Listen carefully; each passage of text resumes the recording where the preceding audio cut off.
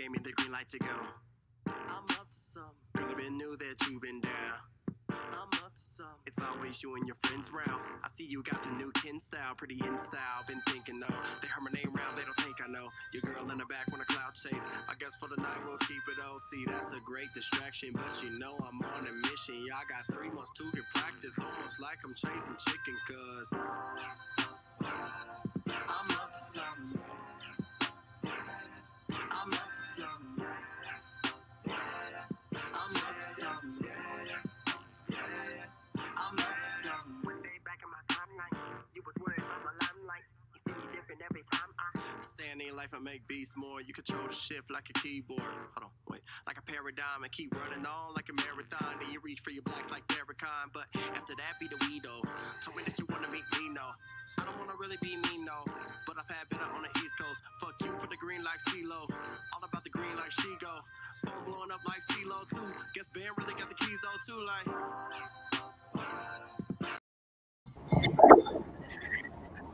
So what up? That was a smoother transition this time, Morgan, from the previous times that we do these intro videos. And that I want to shout out to Deron Cooper, D. Cooper, Ultimate Game Night. He actually showed me how to do that. Yeah. I just want to give so thank you. Welcome everybody to the What's Next show featuring the guys with the Porterhouse KC and Morgan over there. I keep getting my orientation. Morgan is over there. There he is. Hello. So we are excited about tonight's conversation for a lot of reasons. And obviously one of those reasons is because of the guests that we have on the show. So we have a friend of the show, Tammy. She's been here a couple of times now, so we appreciate her lending expertise again to the What's Next show. But let's go around robin to let everybody know who we have joining us today. Morgan, since you're right there, let's just start with you, and then we'll just go to Rick and then running around. How about we? You got it. Hey, everybody, it's Morgan from Mid-Continent Public Library. I'm reporting live from the Square One kitchen during quarantine. Pair Up with a Pro is coming back. So if you're a nonprofit or a small business that needs to be connected with a professional service for 60 minutes of free advice, I'm going to drop that link. Bring it on. Rick Usher, Assistant City Manager for Small Business and Entrepreneurship with Kansas City, Missouri. We have KC BizCare. I think you've had Nia Richardson, who runs that office, on the show, and it's great to be here and share more of what we're doing at City Hall. Tammy Buckner, founder of Techwitty Digital and co-founder of WeCode KC. I'm excited to be here. This is a great panel.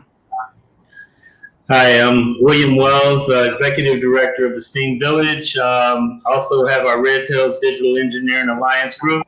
Glad to be here. Hey, what's up, everybody? This is Tom Esselman.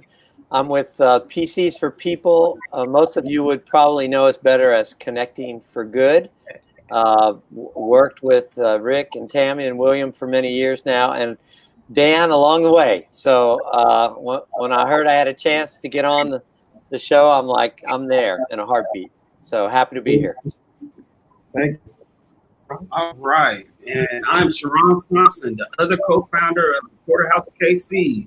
We're here to get the show on the road with digital inclusion. Absolutely. So before we get into the meat and potatoes of the conversation, so it looks like we got a lot of viewers right now. So if you are watching right now, go ahead and drop a hey, a hi, a high five, or something in the comment section so we acknowledge you. We appreciate you guys for watching. If you have questions, comments, anything, definitely post them in the comment section. They are more than welcome. We will get into our questions, but there might be some more that the public has that we can address as well. So before we get into, like I said, the meat and potatoes, do some shouts. I got a few. I don't have a lot. There's a ton of stuff that's going on. I don't have a lot of shout outs this week.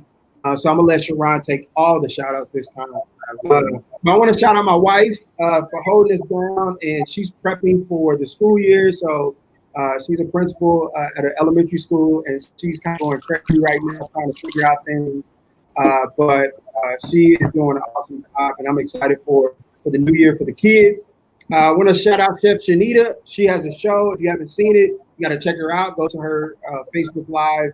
Go to her account and check out her conversation last night was phenomenal. Coffee Foundation, we appreciate them. Chess Inc., our partnering organization, we appreciate them. Then the students of our Porterhouse KC first ever Porterhouse KC Business Development Program. So shout out to those students there as well. So where are we? Oh, also, I want to shout out, we're actually sitting in the Plex Pod at Westport Commons. We are broadcasting live from the Plex Pod. Right. You can't see anything, it's the blue wall and the TV, but we are here. And they are a great sponsor of ours as well. So we appreciate the Plex Pod for allowing us to shoot live. Awesome. Great shout outs. And I'd like to give a shout out. I'm sorry about shout out. I'd like to give a shout out to my wife in this place. She's doing some great things over there. 816 Day is this weekend. So it's going to happen. You know, they can mask up and be safe. I'd like to give a shout out to Busy, Walter, Edwin. Let's see. Casey Dax Shop. I'd like to give a shout out to David Jordan with the Drip Water. He's doing the big things. You can get some water at Smacks Restaurant off of 18th and the corner. It's amazing. But that's my shout out for this week. Morgan.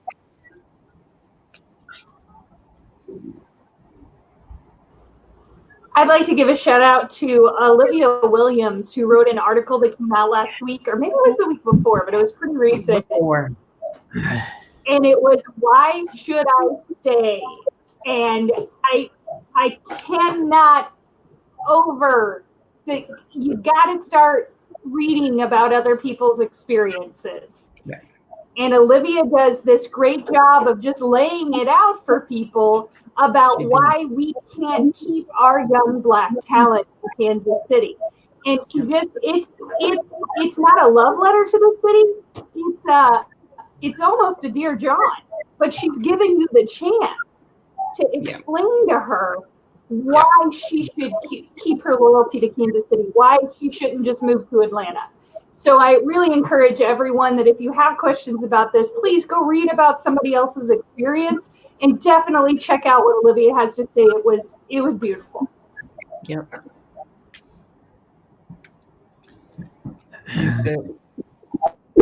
So, Tim, you got any shout outs? You got some folks that you're seeing out there in the community that's doing some great things? I do.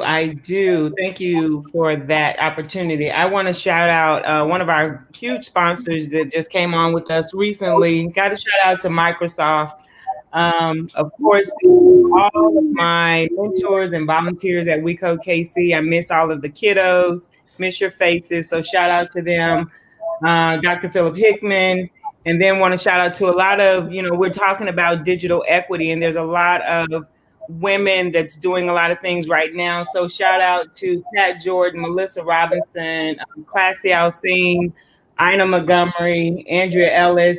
Just some of those people that, we're all in this together. So we're still trying our best. And I appreciate all those ladies because a lot of them are mentors for me. So just want to give them a shout out.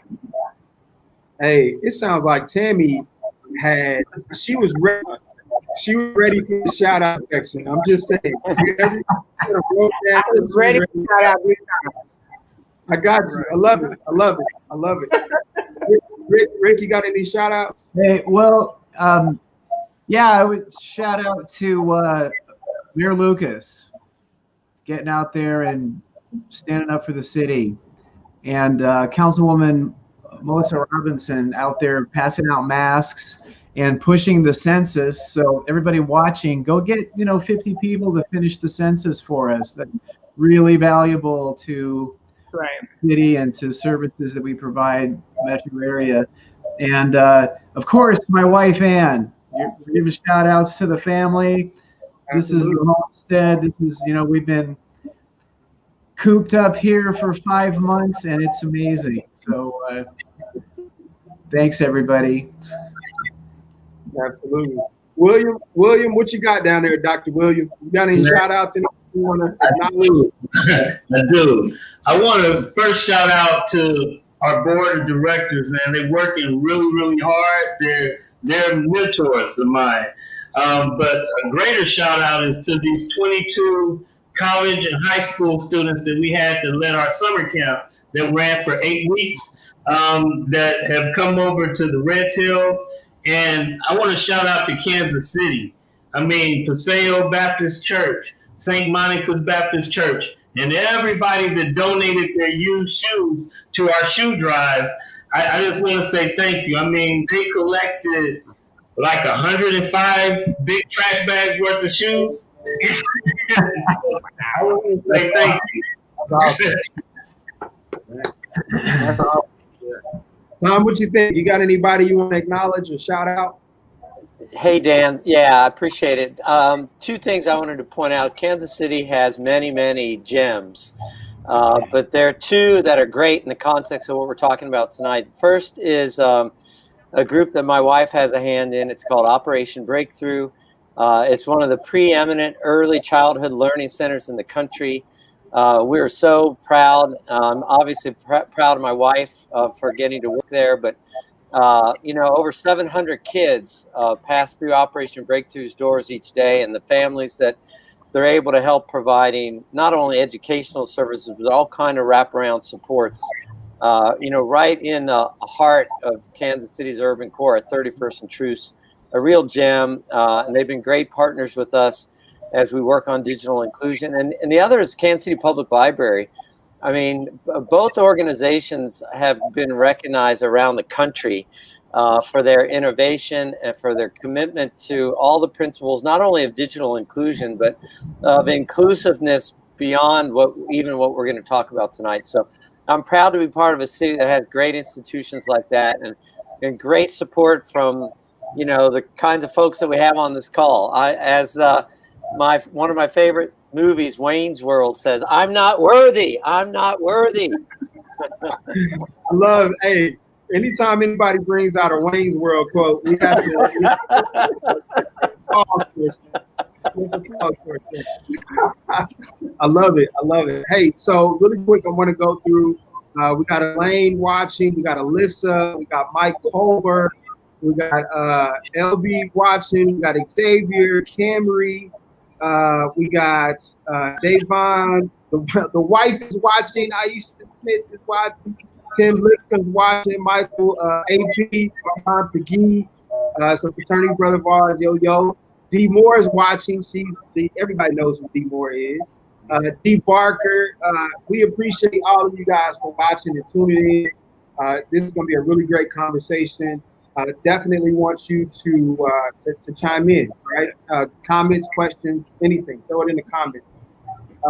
So we got through our shout outs. We do a flower section. This is something we've been doing for a couple of weeks now, a few weeks now. And basically, what we do is we just, there's a lot of folks that are doing some really great things in the community, selfless individuals that are doing. They would basically do these things without getting paid, right? Without getting paid a dollar, just as necessary, needed in the community. And so what we like to do is we want to send some flowers to our guest, Rick Usher. I'm not going to lie. I think you were the first city official to come to one of our speakers. Second city official. Nia was the first one. Yeah. Let me clear that up. Nia was the first. You were this city official to join us at our speaker series events that we're doing, and I think you came to one that we were downstairs in the dungeon when the light were like real dim and it was like a mood, right? But I want to say I appreciate the work that you're doing with the city and the strides that you're making in digital inclusion and all other efforts, obviously in entrepreneurship as well. we just appreciate you. So sending you some flowers. Tammy, what you're doing for the young folks, what you're doing for the young folks in the community, you're pushing the envelope as it's necessary, right? And it's not something that somebody gave you, right? This is something that you decided that was necessary in our community, and bridging those gaps is necessary. Putting coding, putting digital education infrastructure in our young people's lives is necessary. And so not only in young people's lives, I mean, obviously you're a mentor to a lot of other people. There's a lot of folks that follow you that you probably don't even know who they are. But we appreciate you. We follow you, and you're doing some phenomenal stuff. And just keep up the good work. William Wells, same with you. Obviously, you've been doing this for a long time. And, you know, without the work that you're doing in the community, you know, I don't know. I don't see it getting done. Right. And you're pushing those envelopes. You're in the rooms that a lot of us want to be in. Right. And you're having those conversations, the difficult conversations that are necessary to move things forward. So we appreciate you. And Tom, the same with you. Like, I don't know, everywhere I go, anything that you're a part of, I see you advocating for connectivity and digital inclusion, like everywhere, literally everywhere I go. And so we appreciate you for the things that you're doing in the community. Now you guys have PCs for people. You're connecting folks that wouldn't normally be able to afford a computer or internet access in their homes. You're putting it in their homes, and you're helping the folks that need it the most. And so we appreciate you all. So that's it. That's done. Okay, enough of those flowers. Let's get into the conversation. You know, we have to do the little mushy part first, and then, you know, we get into it. Linda from SCORE is watching. So Linda, shout out to you. Philip Hickman is watching, so shout out to you. That's Tammy's family, so that's the family. And so then Philip made a comment and said Tammy's really making a difference in technology in Kansas City. We code KC. # we code KC. Represent. So, Morgan, what you got? We can't hear you. I forgot to unmute myself. That's what I got. Okay. So for everyone at home tonight, we are talking about digital inclusion and the digital divide. So we want to start with like a shared information piece. So digital equity is defined as a condition in which all individuals and communities have the information technology capacity needed for full participation in our society, democracy, and economy. So that means everybody from every community has the full capacity, not just a little bit, not just enough, the full capacity to participate in society, democracy, and economy. What does digital equity mean to you? And after you answer that, in your work, how are you ensuring this? So two-parter. What does digital equity mean to you? And then how are you putting that into your work? Rick, let's get started. Rick, let's get started with you. All right. So that's a great definition, and you know the capacity is valuable to have, but actually, you know, actualizing that capacity, putting it to use, being part of you know, the economy, being part of education, fully utilizing internet access. You know, like we're finding ourselves today that, you know, without internet, the city would have shut down. We wouldn't have been able to work from home. We wouldn't have been able to continue providing services. That though has so in my work that same situation has, you know, kept this front and center, that there are residents in our city. 17% of our residents overall in the city don't have access to the internet at home. In the 3rd city council district, it's 32% of our residents. And in the 5th district, it's 25% of our residents. So that's very concerning to me. And we've been, and Tom will talk more about some of the efforts we've been part of, but there's a lot of effort taking place to put some, bring access to students, especially right now. And then we've got a digital equity RFQ that we're working on that we should be seeing more news on that here in the coming few days.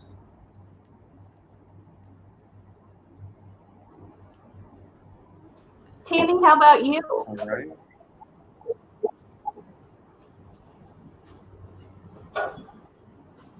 I think we're on mute. Sorry, we're on mute, guys. There you go. So I know a lot of times we stick with devices when we talk about digital equity. We confuse devices as, the sole purpose or the sole issue of digital equity. When I look at it not only about devices, but also services as well as access to training and skills. So it's not just devices that, I know, Rick, you said there's 17%, 32%, 25% in these different areas that do not have internet access. Let's also talk about, the devices that they don't have, and then also the training that they don't have. And that's where I feel we come in at We Code and how we're an advocate for that. Our goal is to provide those training, not only training, but assist the city with finding devices and how we can find those services for this 32 and 25%, because that's just unacceptable.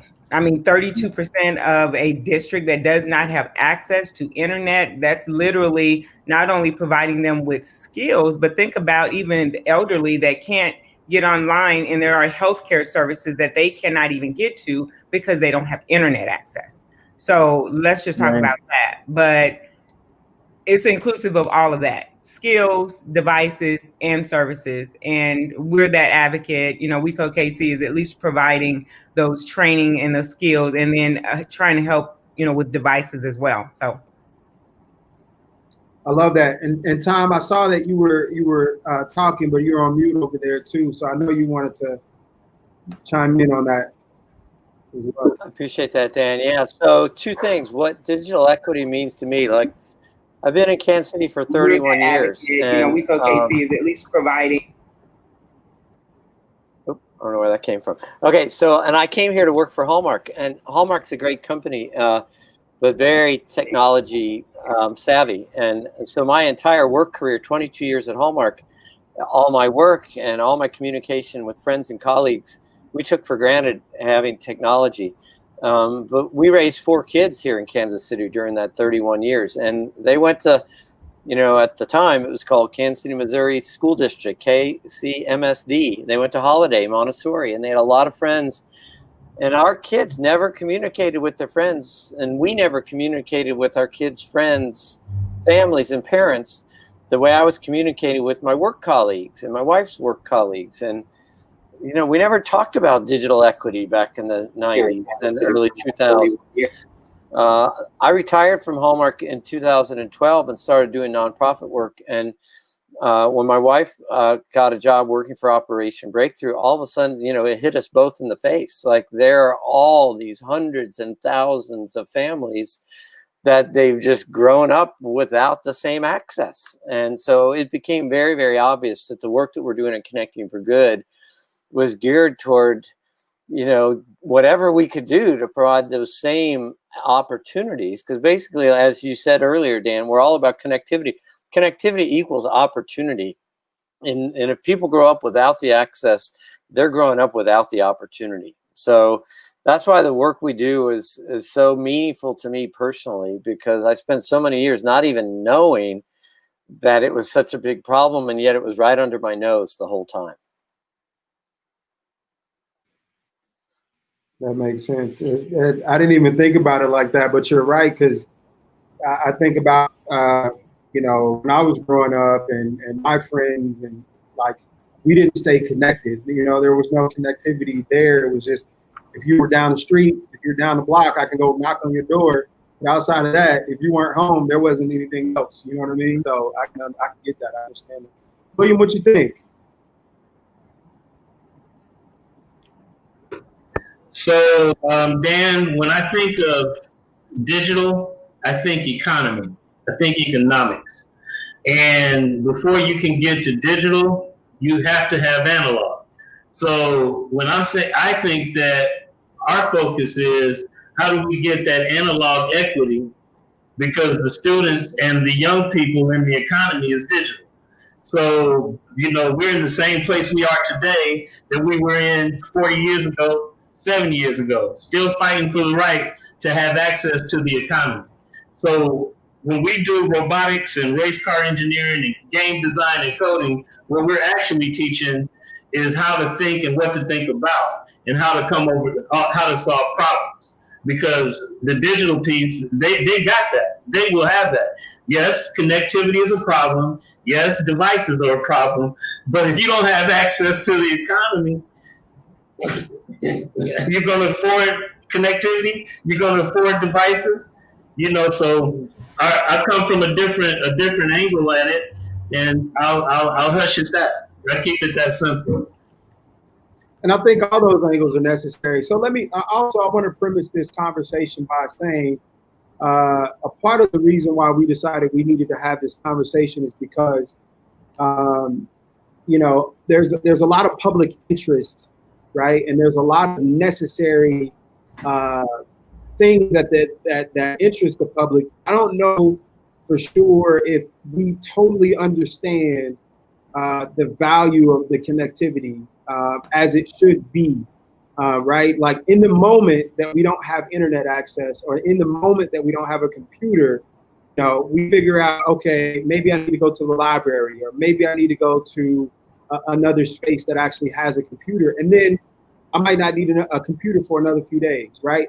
Out of necessity. However, there's so many more things that are getting missed and lost in education when we don't have access in our homes to technology, right? In all of these areas, right? So you guys all pointed out really great pieces as it relates to the connectivity. So I want to premise this by saying our goal is to bring this conversation public. I did have a conversation with Rick Usher maybe a couple weeks ago about the lack of community participation in the RFQ that's out there, and it kind of led us to where we are today. And I know it looks like Rick fell off, but he was actually the next question that we had was with Rick Usher. But I know that you all are familiar. Tom, I know you're familiar, and William, and I believe Tammy, you guys are all familiar with the RFQ. Ron, you can still ask that question, and then once we get Rick back, we can bring him. I think he just clicked back in. I think that was Rick.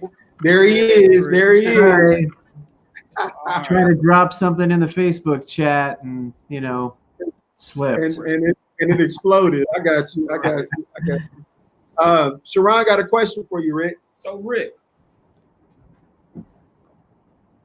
Oh, then you're muted. That's a trick question. All right, you got it. Go ahead, finish your question. I'm up here talking. So what is the RFQ Digital Equity Services, Rick? Oh, it's Could you hear it? No. So Sharon just wondered is asking about the RFQ. What is that RFQ?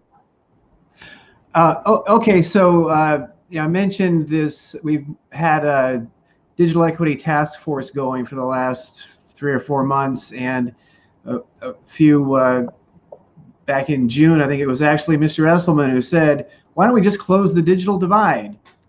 And we're like, well, all right, how would we do that? So we started drafting what is now becoming this digital equity RFQ. But we also, Gwen Grant at the Urban League, who's been part of the group, Carrie Coogan, who chairs the libraries, she's at the Kansas City Public Library. She chairs the Coalition for Digital Inclusion.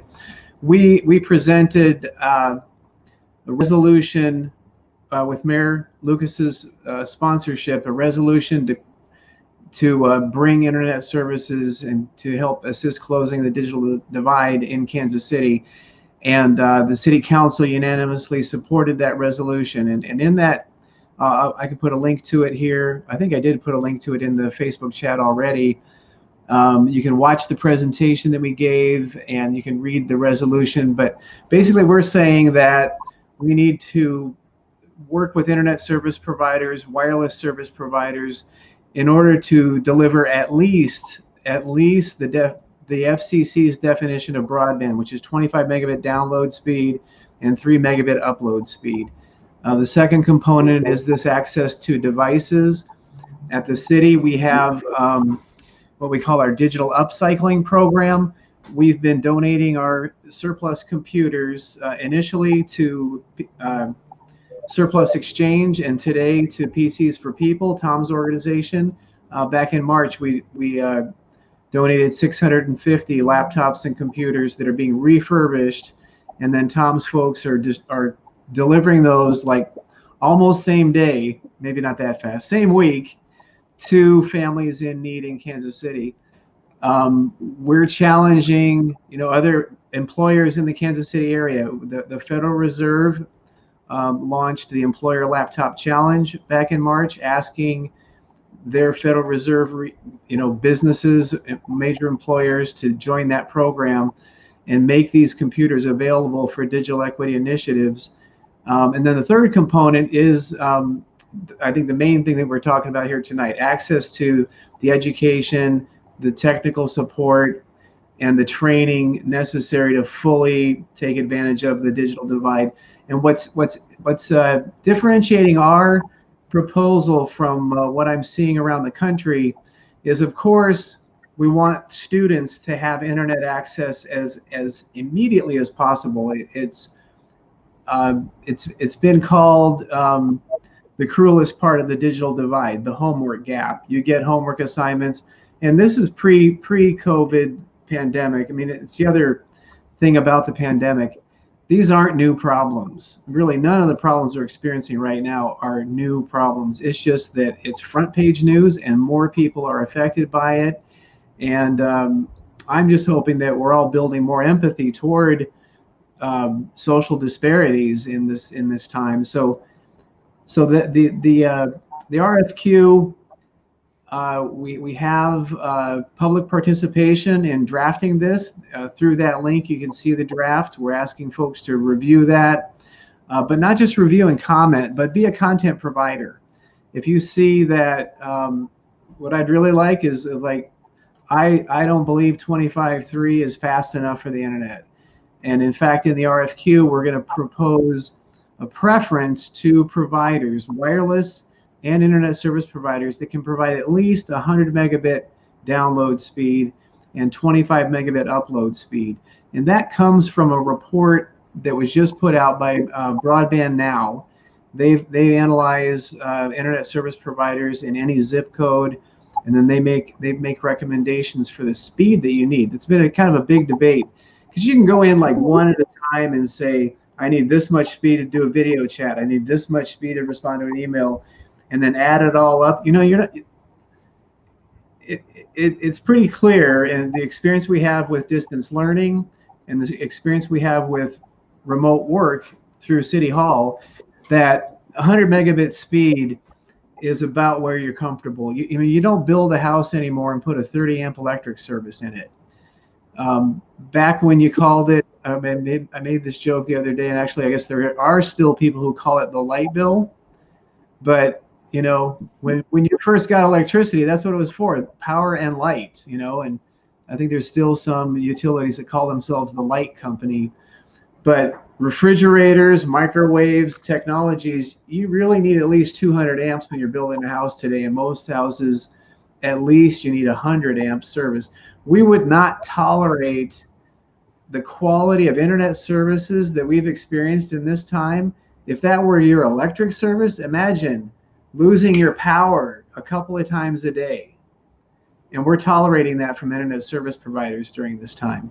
So reliability of internet speeds, we're going to try to build that into the proposal, so that if we make internet services available to students, we don't want them having entry-level service. we want them having low cost but high quality internet speed. So that's where this recommendation on 100 megabit download is very significant, and it's becoming a national conversation. In Chattanooga, Tennessee, they're providing free internet services to students in the Hamilton County School District, and the basic plan they're getting is 100 megabit symmetric speed. Well, first of all, I want to, a couple of comments that we had coming in. Kira said that Tammy is the GOAT in the tech world. I just want to throw that out there. I know you don't want me to, I didn't know you didn't want me to say that, but I'm going to throw it out there anyway. Hurston is our community tech guru around our way.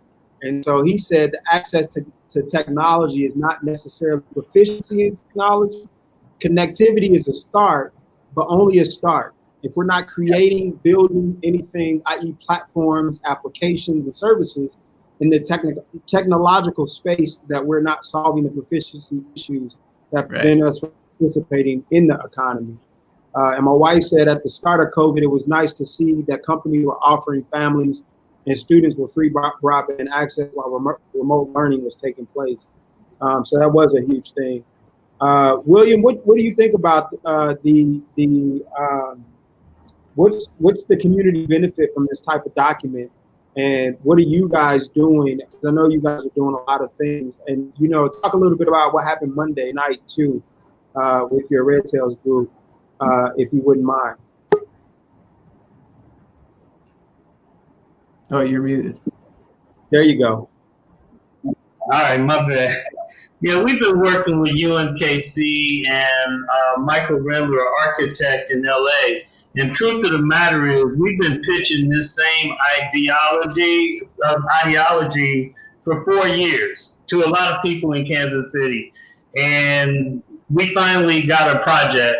And what we're basically saying is that the excuse that we don't have the talent to do data analysis, collect data, and become a smart city and have a workforce, that's just not true. The talent is in the middle school, the high school, and the college classrooms, and the classroom actually should be the community. So what we talked about on Monday and what those students produced is they collected a lot of data that can inform the community and said, this is your data, and whoever owns the data controls the narrative. And collecting data analysis, being able to say we need street lights here, or that light's going out there.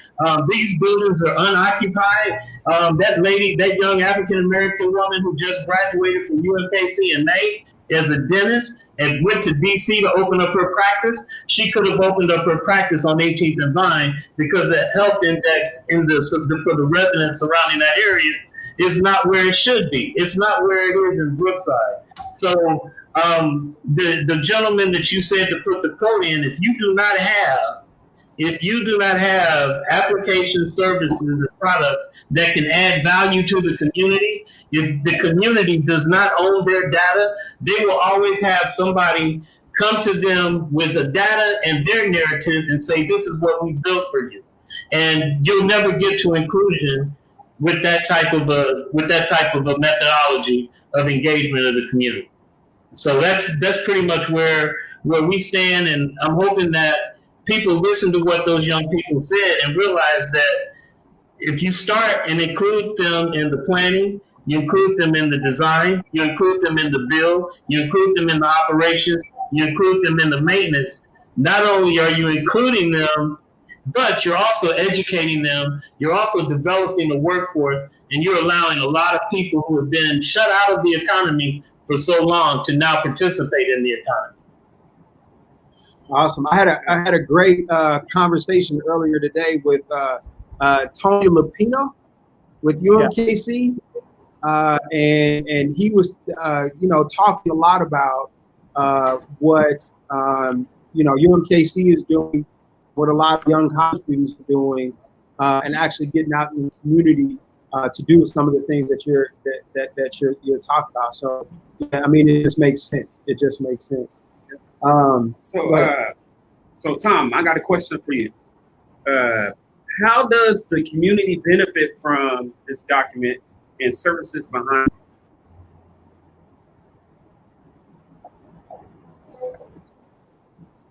Well, I lost the end part of your question, Sean, but I think I got the gist of it from the first part of it. Yes. Can you all hear me? Yeah, 'cause I'm off mute.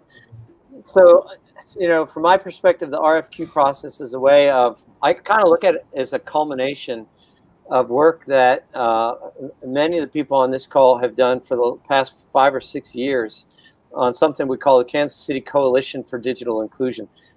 It's a real collaborative effort among all different kinds of organizations. And, during this 5 or 6 years, we were all toiling on this idea of people having, equitable access to internet. You never hear people talking about, wow, I'm so glad I have access to running water and electricity, because it almost doesn't matter, what your income status is. If you have a place to live, you're going to have running water and electricity. Not the case with internet connectivity. All of a sudden, the pandemic hits, and everybody and their sister all around the globe, they need to have internet access. So in one fell swoop, what we've been kind of toiling on for the past 5 or 6 years without a ton of community-wide understanding and support now is like right in the global spotlight. So to Rick's earlier point, back in late May, this fairly wealthy philanthropist came to me and said, well, look, I mean, if it's becoming an issue that everybody cares about, why don't we just figure out how many people lack connectivity and figure out what it's going to cost to get them connected and put a price tag on it and go to the philanthropic community and say, we need this much money, and just get it done. Okay, so that's how it started. We created this big goal, and what we did is we said, well, what would it really take to achieve 100% connectivity? And more importantly, and I'll give a shout out to Carrie Coogan, who's the deputy director of Kansas City Public Library and also the chair of our coalition. She's like, how can we take advantage of all that we've learned by being a coalition with a lot of grassroots members, so that Kansas City's approach to this idea of 100% connectivity can really reflect the wisdom that we've accumulated through these years. And I think last Friday we had in our coalition monthly meeting, we created a grid, and that said, if you're talking about all of the people that have a demand for connectivity, it's a very multifaceted group. It's not just low-income people. It's people that suffer from healthcare issues. It's seniors and older adults. It's people with disabilities. It's people in the workforce development area. It's people that are requiring social services, housing, in addition to education, religious groups, on and on. The way we identify and the lens with which we can target people who lack connectivity, it varies by people's situation. We know that. We've learned that. And so what our effort is trying to be, and I think what this RFQ is ultimately trying to express on behalf of Kansas City, is that, we really do have the opportunity to be the first city that can truly help other people understand and appreciate that 100% connectivity is not a straight line linear solution. The kinds of stuff that everyone on this call, William and Tammy and the city and Connecting for Good and the library and Ina Montgomery and Urban Tech and on and on and on, we've all been making our individual contributions to the puzzle. And to solve the problem, we all need to be recognized and supported, and more importantly, help us reach out and expand this spider web of networking so we can have as many people as possible feel comfortable about holding their hands up and saying, hey, I work with a group of people that are really hindered by the lack of access to home technology and connectivity. And where Tony and Iamd.c comes in, they've got this entire university of undergrads and graduate students and professors just saying, we align with this issue. What can we do to help? How can we create a very easy tool that would be a resource tool? We've already got something. Another just great legacy in Kansas City is something called KC Source Tech. And it was created kind of through the support of the Kauffman Foundation and UMKC. And it makes it very easy for entrepreneurs to kind of go out there and state what they need and find a resource that can help them. Why aren't we doing the same thing for all the multitudes of people who, and the agencies and the individuals and the groups that they work with, to just state what it is that they need that's being hindered by lack of connectivity, and have an easy way to understand where they can find the resources that can help them, and even more so, where the funding sources are that can help make that happen. So we're literally in the process, I think, through the RFQ, of creating a tool that can take advantage of all this learning that we've gotten through the years and make it really easy for groups, for instance, like the Center for Neighborhoods that Dina Newman runs at UMKC. She's dealing with all these grassroots residents who have all kinds of needs. Why aren't we creating a tool to help them? Why aren't we creating tools to help, patients at Truman Medical Center, in the VA, and all the mental health patients, and on and on and on. I think we're on the cusp of being able to do that because of the collective resources we have here in Kansas City. Awesome, I appreciate it. Will, you have something? What do you think? Yeah, I've been looking at and listening to a lot of smart city initiatives and connectivity. And to me, and it seems like the approach has been like you're going to boil the ocean, right? There's no strategy. How do we? I think that you have to go community by community. That's why we're focusing on Prospect, Truth, and Paseo. We're going community by community, and in order to do it successfully, the community has to be involved. We have to be able to sit down around the table with the community and a blank piece of paper, because communities are different. And in order to enable and empower a community to be able to protect their culture, right?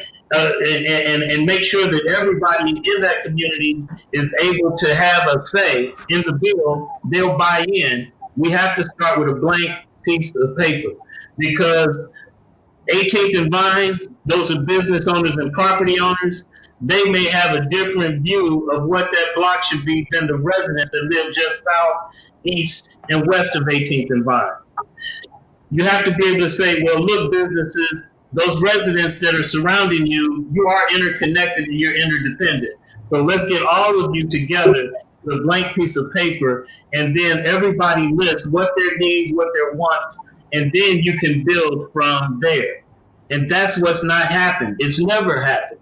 When we know Mark does a lot of planning. If you can, if UMKC, KC Digital Inclusion, Recode KC, I don't care who it is, if they can get Mark, they can get the city, they can get the residents, they can get the businesses to sit around the table and map out a strategy that just says we're going to work on a 10 to 15 square block area.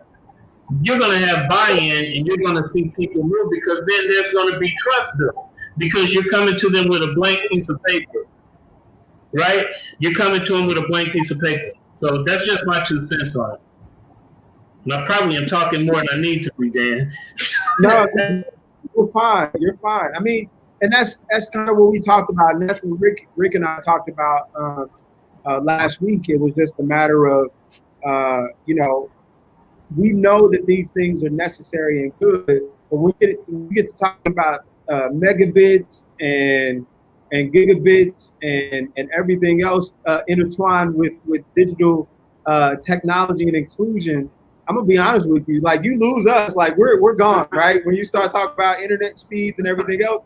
Now you tell me you can download a certain amount of music, or if I can watch a certain amount of videos, or if I can do a certain amount of work, or whatever the case may be, at a from a time frame perspective, that makes sense to me. So like when we had talked about when we talk about inclusion doesn't necessarily just mean, like we talked about earlier, providing access. It's also about education, right?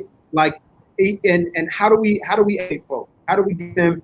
And again, like we had this conversation, and I'm not talking politics, but I'm talking about how do you research? Like we talked about candidates and things like that, and folks will automatically say, "Well, go online and Google it," right?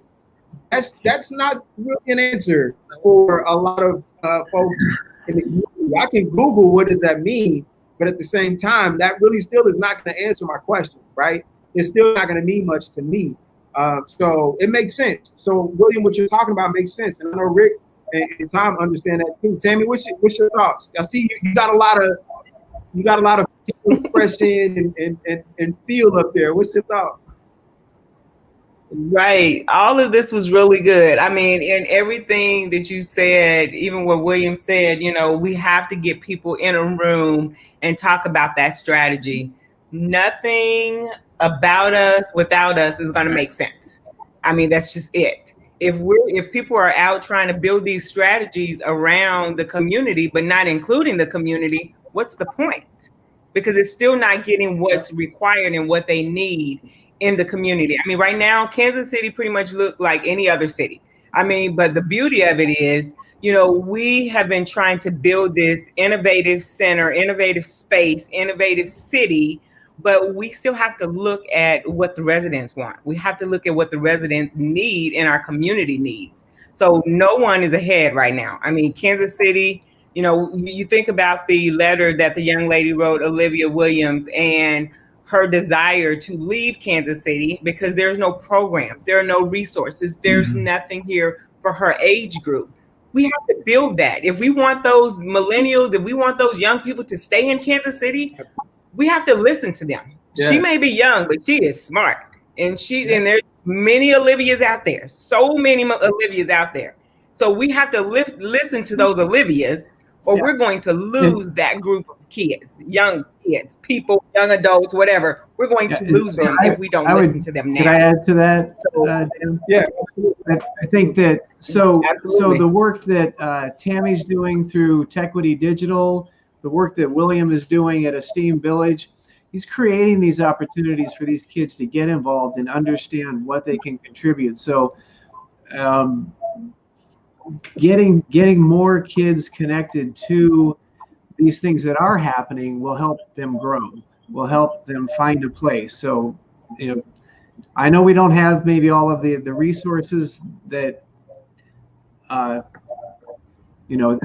might have to attract someone to come to them, that DC might have for them, but we have a lot of activity that we just need to make more accessible to everyone in the community. And I think I just want to talk about what Tammy's doing with Tequity Digital, because with internet access, with the tools that you need to be successful, you can find a job. You can create a job for yourself, or you can create a job, a home-based business. But Tammy's work, if you want to talk about that a little bit, but with 3 internet service providers running through about everybody's backyard, we were rated, FlexJobs rated Kansas City #1 city in the country for remote work. Yeah. So there are ways to move the needle on median household income in Kansas City that are accessible to everyone. We just need to find ways to break down some of the initial barriers, which in the case of internet access is mainly the cost. Absolutely. I think a lot of that comes, and Tammy, I know I want to let you comment on that, but a lot of this comes with elevation of, and so the purpose of this show, this is why kind of we're doing what we're doing too, is to elevate and to talk about a lot of the things that are going on. Obviously, we're just a little piece of that, but that's what it makes that important part, right? The important part is Tammy can have these programs all day, every day. William can have the programs all day, every day. Tom can do what he does all day, every day. But at the end of the day, if nobody knows that these services and these programs are available, then it's not an all for naught, but it makes it harder, right? It makes the conversation a lot harder because Tammy says, "Hey, I'm here. I've been here." You know what I mean? Like William said, come down to my space. Like we're here. We're doing this. a part of that also is elevating these folks in these systems. I mean, these programs that are all like I said, the folks that are on the show. Even Morgan posted a resource through the Mid-Continent Library. You know what I mean? So Mid-Continent Library also have some resources that can aid in assist in bridging that tech gap or that digital equity gap. So Tammy, I know you were going to say something. Sorry, I don't want to get too far. No, you're fine. I mean, that just goes both ways. Like Rick said, we offer these opportunities and ways for people to work from home using these remote access. I mean, when COVID hit, that everyone should have really been prepared beforehand.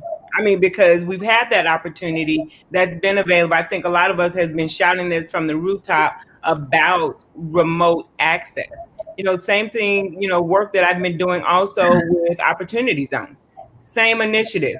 William talked about, as we are looking for people that maybe want to sit down and look for this 10 to 12 square foot or blocks of space, we sit down with people, we sit down with the communities and ask them, what do they actually want? So a lot of this work we are doing, a lot of this work, we just have to keep doing it and amplify what each one of us are doing so that we can build that network and people know where to find these resources, which is a lot of times the tough thing to do is find those resources that are out there and available to them. So we just need to continue to amplify everything that we're all doing, to make that access a little bit better, not only just for WeCode and Esteem Village, but for every last one of us to, amplify our voices and what we're doing in the communities.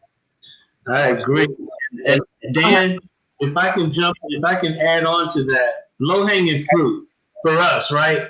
Right across the street from our location is the Urban Baseball League Museum. It used to be Parade Park, right?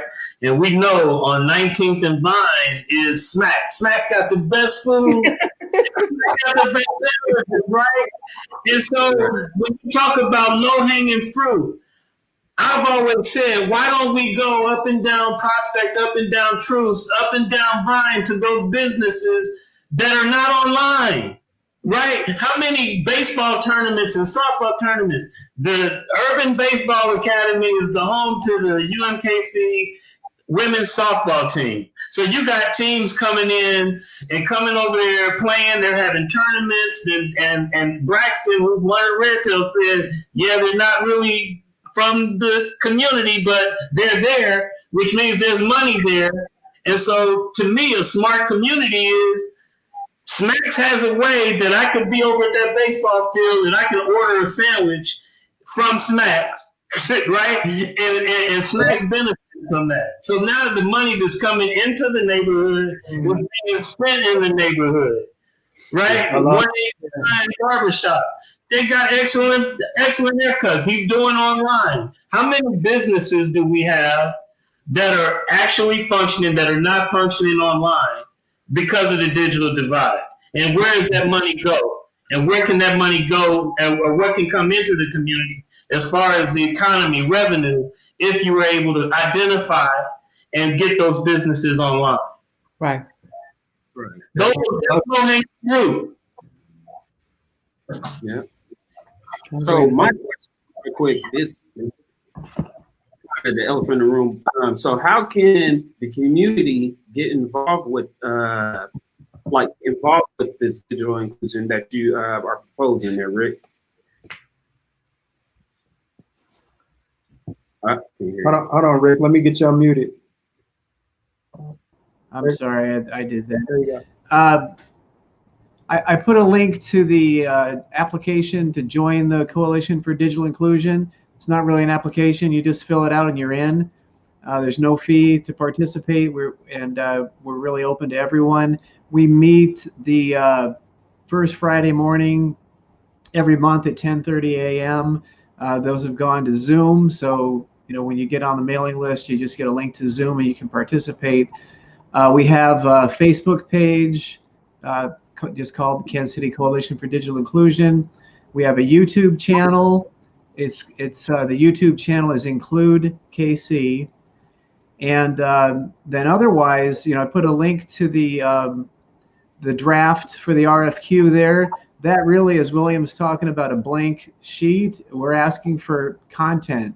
Come in there and document ideas. What's difficult right now is having meetings and direct contact with residents who are in the digital divide, because we're limited on the in-person type meetings we can have. But what I have been able to do, I attended the Independence Avenue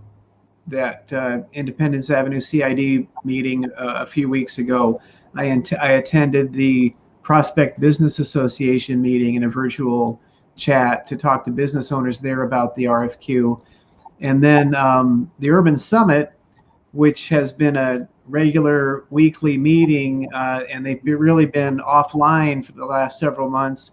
They had a really great Zoom meeting last Friday morning, and I talked to them there about the digital equity RFQ. So there are ways to engage.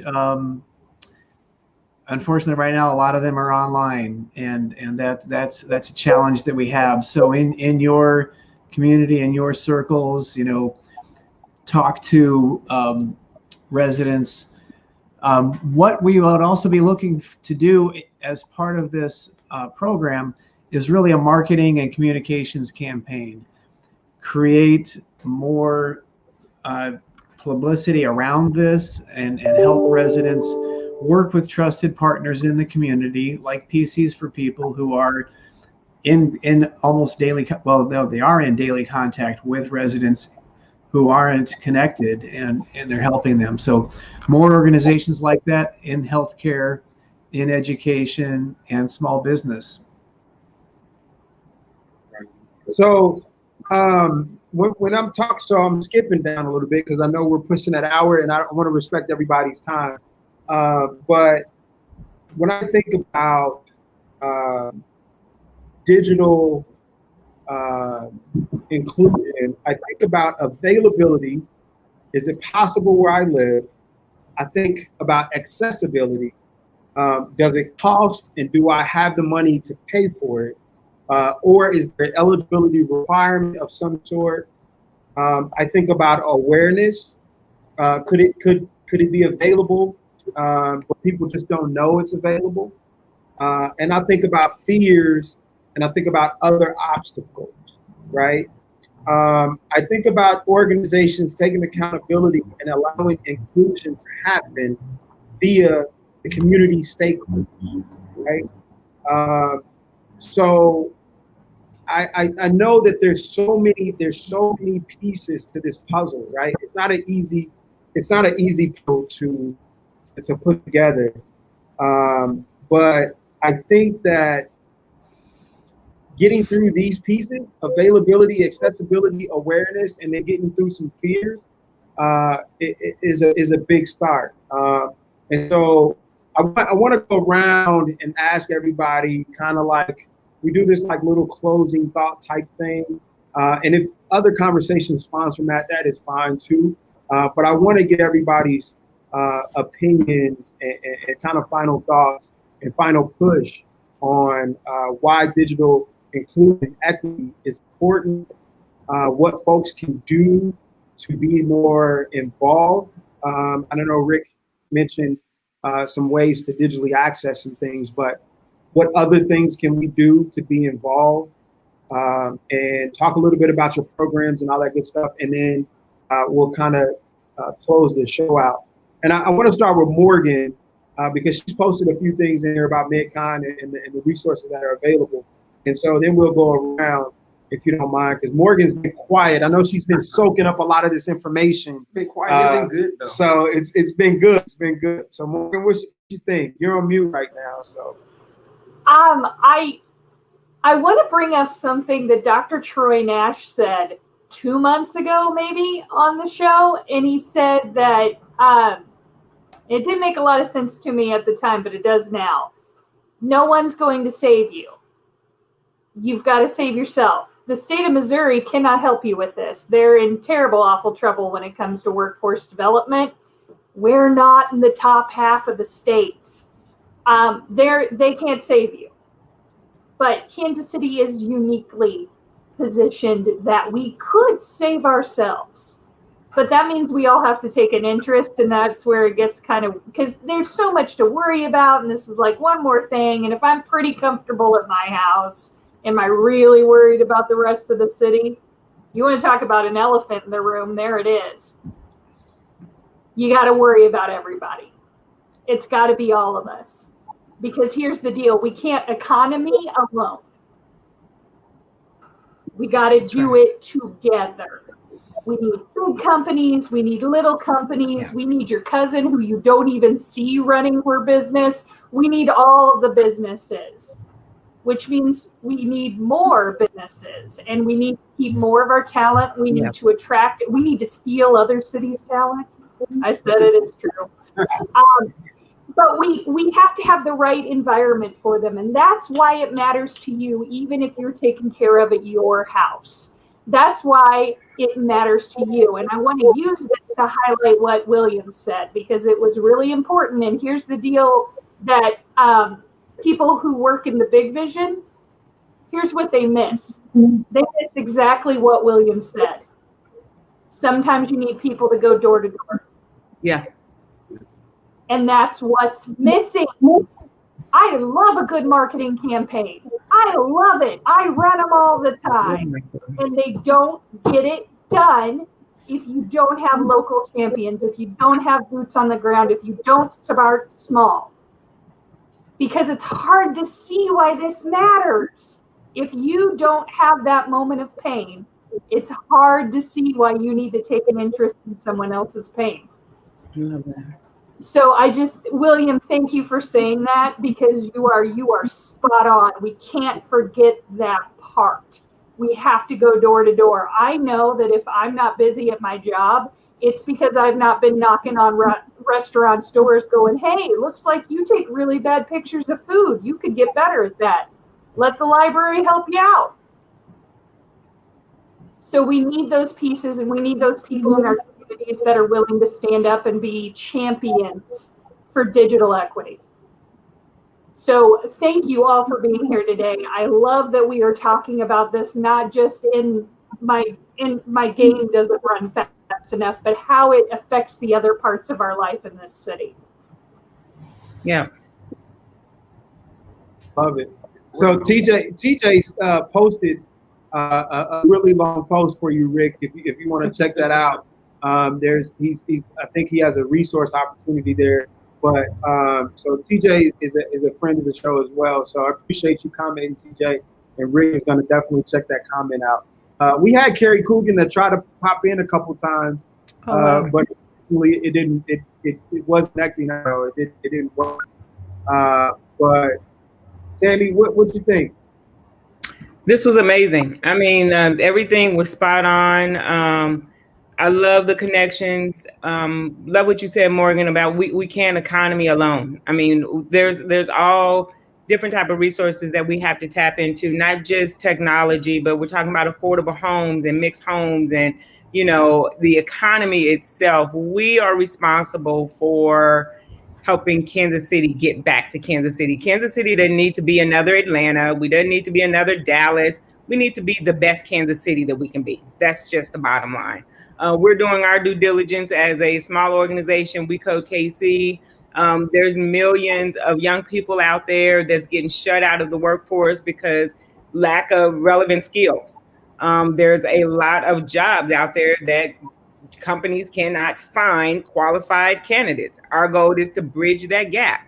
Our goal is to equip motivated youth with the skills that they need to find these jobs and, tie the two together. So we can't do this alone. I love being able to have the resources that we have available with Rick and Tom, William, Ina, all the others that are doing the exact same thing, but we're just, another resource. No one can do it by ourselves.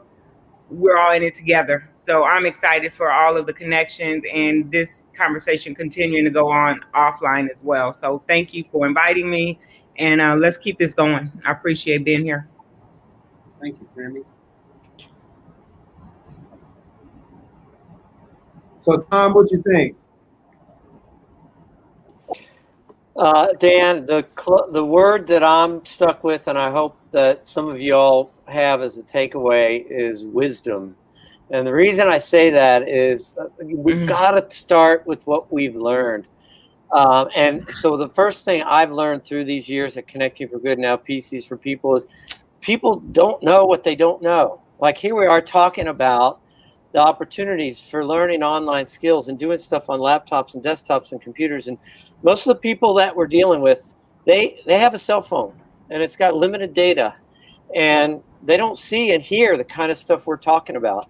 You know, it makes me think back in the day when iTunes first came out and everybody's talking about what a great innovative company iTunes was. Like, did anyone say, "Ooh, I got to have an iPod"? Like, no one even knew what an iPod was. Like, and so like all of a sudden everybody's walking around with an iPod. Well, there was this little thing called Napster that came out in the late 90s, and that was kind of followed up from like Walkman and stuff like that. And I kind of feel like what we're doing right now, us in the digital inclusion world, we're like Napsters, or we're like, you know, we're showing these little proof points, but we need now, as the global spotlight is on the inequities that exist and all these families that don't know what they don't know, we need to somehow take what we've all done as these little Napsters going around doing our thing and make it into something so that, like, you know, how many times have I gone over to the Boys and Girls Club on 26th and Lawn on the east side of Kansas City? You walk around those neighborhoods, and I guarantee you there's not a single landlord or homeowner who thinks about what they're doing to deprive their tenants or depriving themselves because they don't have home internet and they don't have computers. How can we get to the point where, even if, like William said, if we start one block at a time and start showcasing what all of us know through our fulfilling efforts, working with one family, one household at a time, that's what it's going to take. It is not a linear effort. It's a multifaceted effort that needs to recognize that we know it's going to happen, but we can't make it happen just by dreaming it up. We have to keep doing, like Tammy said, we got to keep going, got to keep building the dialogue until it becomes like an iTunes with this giant message that's unavoidable that says, you know, I got to have home internet. I got to have a computer. I got to have these skills, because without it, like, you know, I'm just not part of society. Like, how many people, you know, didn't, you know, get their iPod or, you know, their digital music player, and it just all of a sudden happened, and it happened after many years of small efforts that proved that it's ultimately what people want and what people need. So that's what keeps me going. Yeah. Awesome. That's a great point. And also, so I talked to, when I was talking to Tony earlier, UMKC professor, he reminded me of the conversation, or not conversation, or the situation where Father Matthew, Reconciliation Services, was talking about the bus situation where the folks with their cell phones with minutes on them, and after they had the minutes to start, they felt like the phone was worthless, and not thinking about using a Wi-Fi on your phone and the access and the connectivity through the bus systems. And so Rick was talking about that last week, and Tony talked about it again today. And I think William had brought it up as well. So everybody's got this. It's a synergy going on. But William, what were you gonna? What's your thoughts? So my thought is like empowerment of the community, right? I keep going back to data-driven decision making. Data-driven decision making allows you to come up with a strategy. A strategy is look at what's there. How can we build a digital economy in areas where no economy exists, right? If I connect, if I have schools that are rated 1, 2, and 3 in my neighborhood, and I connect, you give me internet and I connect to them, are you really helping me? I think we have a complex problem, and it's going to take complex solutions, which means you have to have a strategy, you have to have data, and you have to start with churches that are in the communities, businesses that are in the communities. You know, those are the people that we need to talk to, the neighborhood associations. And then you can have people on the same page and you can develop strategies. How come, why not 18th and Vine, Prospect Corridor, Truce Corridor, Paseo, why can't they become smart communities that enable you to look at healthcare, enable you to look at education? Then, okay, now I see some value, and oh, you included me in the design and the planning, so I'm bought in. It's a totally different approach. A top-down approach is not going to work. A bottom-up approach will work, and that's what I just want everybody to really think about.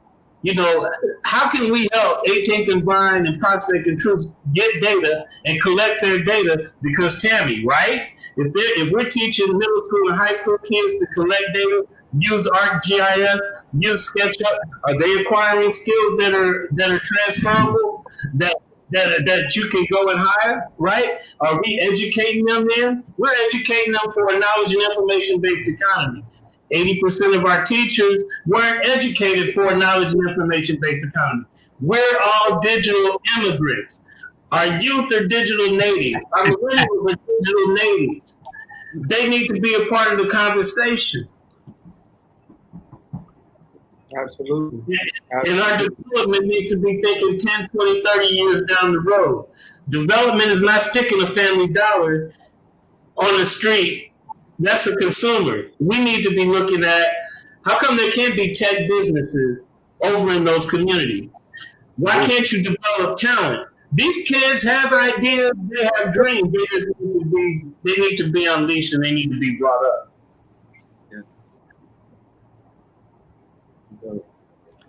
Awesome. Rick, what you think? How about I drop an Easter egg? Uh-oh. So Google Fiber has a $15 a month, 25 megabit plan I was telling you about. If you go in there now and search your address, you might find that that's a 100 megabit plan for $15 a month.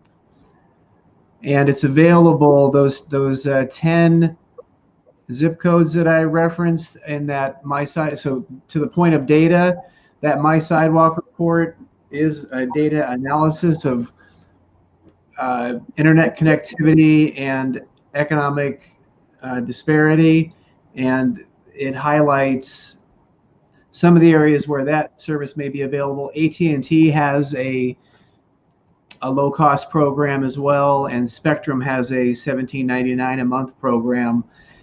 These are all slow, much slower speeds though, that don't give you the capacity when you're using ArcGIS, right? Well, I think William made a great point in our meeting Friday that students are receiving Chromebooks or iPads to do their schoolwork, but when they come into his program, they need a PC that has more power, that can take on the software required for, I'll mess it up, but ArcGIS and other data, really heavy duty data management,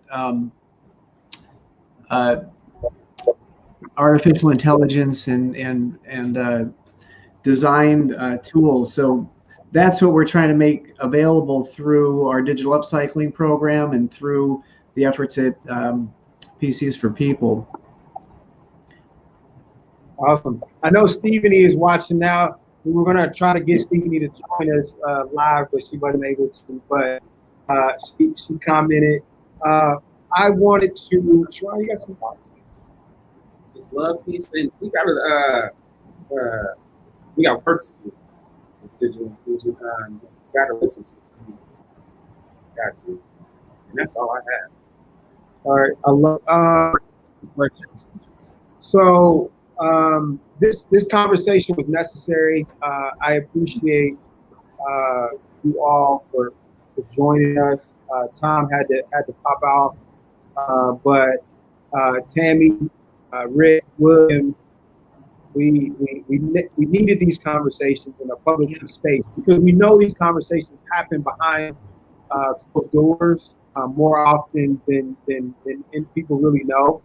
But it's really good to get these conversations out to forward facing, right? So people really understand the importance of digital inclusion, and then also the intricacies and the pieces that are necessary to really make what we're talking about viable and doable. And so we really, like I said, it's a start. It's a necessary start for us. You guys obviously have been doing this for a long time, for a while. Now the people that are watching this show, have the responsibility now to tap in, right? Yeah. You watch it, you are aware of these intricacies and the need for digital inclusion in all these spaces. Now, you can no longer say that you didn't know. Now you know. So now you can reach out to Tammy, you can reach out to William, you can reach out to Rick and Tom. And then, I mean, if you can't reach anybody, and then Morgan, and if you can't reach anybody else, then you can reach us last.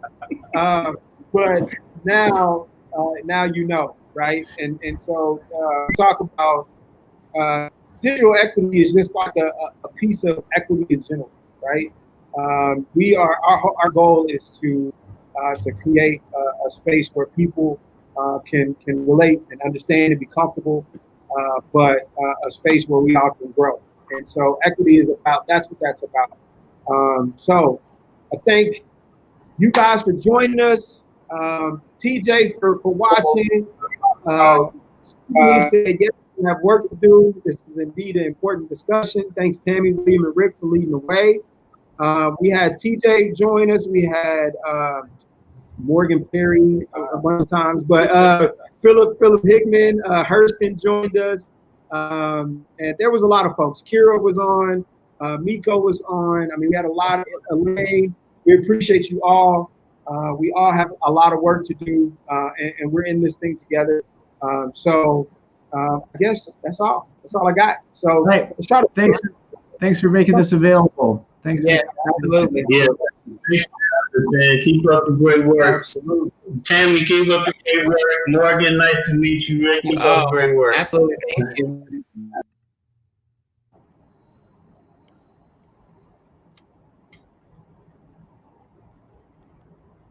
Thanks, guys. I'm up to some. I'm up to some. I'm up to some. I'm up to some. I've been to go, glad that you know. I'm up to some. Kevin just gave me the green light to go. I'm up to some. Girl, I been knew that you been down. I'm up to some. It's always you and your friends round. I see you got the new kin style, pretty in style. Been thinking though, they heard my name round, they don't think I know. Your girl in the back when a cloud chase. I guess for the night we'll keep it OC. That's a great distraction, but you know I'm on a mission. Y'all got 3 months to get practice, almost like I'm chasing chicken, cuz I'm up to something. I'm up to something. I'm up to something. I'm up to something. One day back in my timeline, you was worried about my limelight. You see me different every time I say I need life, I make beats more. You control the shift like a keyboard. Hold on, wait. Like a paradigm and keep running on like a marathon. Then you reach for your blacks like Farrakhan. But after that be the weedo. Told me that you wanna meet me, no. I don't wanna really be mean, no. But I've had better on the East Coast. Fuck you for the green.